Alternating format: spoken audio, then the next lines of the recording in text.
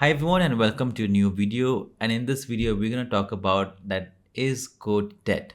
The short answer to this statement, and if you just want to stop watching this video, is that no, code will never be dead, right? So and that is what we're actually going to cover. We're going to look at some of the skills that are obsolete, and then we're going to also look at the skills that will be needed in 2026 and going forward so that you can stay relevant in this industry. So whenever you hear the term code is dead, do not ignore it, right? Do not even accept it blindly, but it is very dangerous if you ignore it because the ecosystem is really changing because of AI and you have to keep yourself updated. So let us look at the current workflow. If you are building an application now, right, there are a few steps that you follow. Okay, let's say you have an application and you want to add a button to it, right? So the way step one is that you think that okay, I need to add a button for login, right? Step two is you start writing the code for that button, its UI, its logic, right? Then you debug it, which means you test it, and then eventually you do this for every single small or new or big feature. That's with the old workflow. Now, what happens with the new workflow is that with the AI, that step one is definitely you think that, hey, I need to add a new button for login, right? You think about it. But this time in the step two, you don't write the code, but you ask AI to write the code for you. And once AI writes the code for you, in the step three, you review it. In the step four, you again repeat the same process. So here, your writing of the code is replaced by AI. Now, not all of the code will be written by AI. You, of course, have to look at the code that is written by AI, right? Even evaluate that code. And that is what actually review means. Here, we're not debugging the code. Here, we're reviewing the code that is written by AI. So if you look at the current scenario of the market, we have quite a few AI tools that can write the code for you. For instance, you have Claude, you have Cursor. Some of people also use ChatGPT to write code. Then you have GitHub Copilot, and then also Gemini. If you don't know Gemini CLI, it is also a very powerful tool. There's a video in my channel. You can also go and check that out. And all these tools, right, can help you write the code, debug the code, explain the code that is already written, and also help you in refactor the code. Now, remember one thing, tools change job, but they do not eliminate skills. So if you have skills, right, you are going to be relevant and you can always work on that. So what you're looking at the screen now, right, new tools will come, they'll get replaced, or maybe in 2027, this video may not be relevant at all. But what will be most valuable is your skill. So never focus on the tool set, but definitely focus on the skills. Now that we know that these AI tools do exist, and these are the 4 5 skill, things that these AI tools can do. The big question here is that what is actually changing then?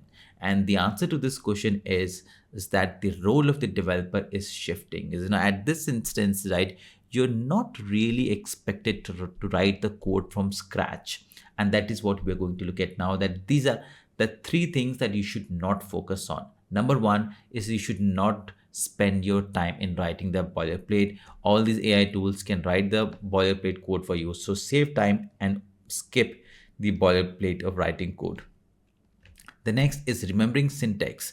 Now, if you are a seasoned developer, you definitely know most of the code that is being, the syntax, you understand it. But let's say you are, trying to build an MCP and all of a sudden, right, it has Python and TypeScript support. And then you come from a Java background and you don't know it. And you're now learning Python and TypeScript.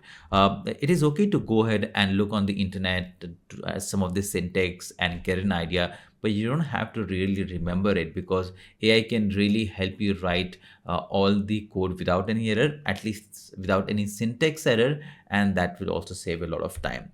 And the third is any of the repetitive tasks. Let's say creating variables, naming them, creating classes. You can use AI to create classes, write good functions for you, and also the naming conventions for the variable. So these are the three, I would say, places or task where you should not focus and save, and you can actually save some time. Now the question arises is then what you should actually focus. There are four domain that you should definitely focus on. Number one is system design, and it means that how an entire system should be built even before writing the code. This is very important. The next one is the problem solving, which actually means that how you can break a vague problem into smaller solvable parts. And this is very important when you're building a very big application, right? And but those big applications are built by building small functions, small releases. So your problem solving skill is going to be very important, and it will really help you in your career. The third one is the understanding requirement. Often as a developer, right, we look at the email or we will look at our boards, and we'll pick up some of the tasks and we'll just start working on it. If you do not understand what is being asked, what needs to be done, right, please go ahead and ask your manager or your business development person, whosoever it is, because understanding requirements is a very crucial part of building the application, and you need to know what needs to be built and what needs not to be built. You don't want to be spending 2-3 months in building the project, a feature, and then you realize that this feature is not what that was being asked. So understanding requirement is very important. And then finally, if we come to reviewing and guiding AI output, as we saw in the previous step, that how in the Neo workflow, it is AI that writes the code for you. You should be, smart enough, right? You should have a good knowledge to review the code and guide AI output, right? Because AI works as a collaborator with you. AI is not going to replace you. So you have to think that AI is one of your teammate that can write the fast code for you, but it is not always right. So as a software engineer or a developer, focus on system design, problem solving, understanding requirements, and then reviewing and guiding output. But I often see that beginners get confused in three main domains, right? You now know that where you should not focus. You also know where you should focus, but these are the 3 or 4 domains where beginners often get confused. Number one is the trade-offs, and trade-offs is actually a choice between where you work on something but you have to lose something. For instance, what is the best solution? Is it speed versus accuracy? I mean, what are you going to opt? Are you going to, if you go for speed, if you want to build an application very fast, you'll have to compromise on the accuracy.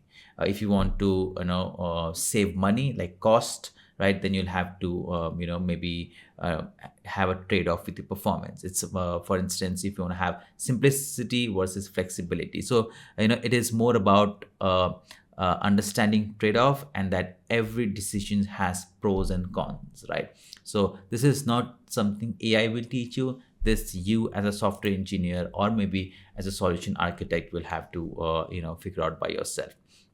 The next one is the architecture, which means the overall structure of the system and not the individual lines of code. Architecture is the blueprint of a house, and as I say, often many times, code is the bricks, wires, and pipes. You can write perfect code, but if the architecture is bad, the system will fail again and again. So AI can write the code, but AI cannot easily design good architecture without human guidance. You can definitely use AI to build an architecture, but you definitely need to have knowledge to build a good architecture. The next one are the edge cases, which means that these first things, these edge cases really happen, but you can break a system and then also ignore it. So if you ignore it, you can also break the system. So a simple example could be, let's say you're building a login form and you test it with a normal email and a normal password, right? That's what you tested with the login form. But what about an empty input? What if somebody writes an empty input? What if somebody writes an extremely long input? What if somebody writes in special characters, or somebody submits a form with 1000 times? So these are called the edge cases. So if you're a beginner, you just focus on the happy part. You're very happy to create a login form and just ship it. But as an experienced engineer and a developer, you have to think about edge cases. That is the third and final thing where beginners often miss out is the business context, which means that why this system exists at all, right? It is about goals, It is about users. Of course, it is about money and is also about constraint. For example, two companies want to build an AI chatbot. Company A needs it fast but has a small budget, right? And can accept the mistakes. That's company A. And company B would be, it handles medical data. It needs high accuracy. It must follow all the regulation, but it uses the same technology. But you see, here the decisions are completely different.